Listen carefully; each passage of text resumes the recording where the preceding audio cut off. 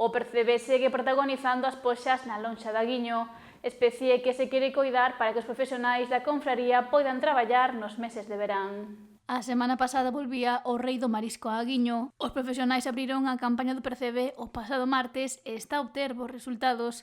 Así o afirma o patrón maior da confraría guiñense, José Antonio Santamaría. En principio, pois, empezou ora hai unha semana, pero moi ben. Sacaron unha milla de 60 euros esta primeira semana, cando as mareas non eran moi boas.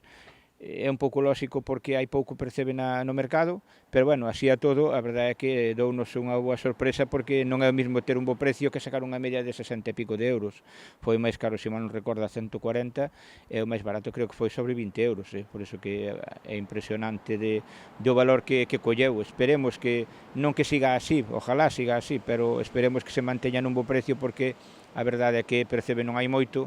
Polo que dende a agrupación de mariscadores irán tanteando o terreo e a evolución do Percebe en lonxa de cara ao mes que ven. Non queda todo o mes que ven e máis cara a festa do Percebe para poder xuntar Percebe, para poder ter Percebe para o mercado. Non hai unha abundancia de recurso, pero sí que está a ser de calidade. Sobre todo nas pedras que chamamos sensibles, por así dicirlo, que lle chama a consellería sensibles, que non foron tocadas por os bateeiros, danos non, vemos de que son pedras de que o Percebe recuperou moito máis, son pedras moito máis duras respecto ao mar, moito máis batidas, e entonces vese unha mellor calidade de Percebe. Despois hai outras pedras, lóxicamente se ve Percebe un pouco máis pequeno, pero que, bueno, ainda ten que medrar, tarda un pouco máis en medrar, pero consideramos que pouco a pouco, coidando un pouco, que a cosecha que se vai a solventar. Unha das especies que mantén a actividade dos profesionais do mar da Guiño.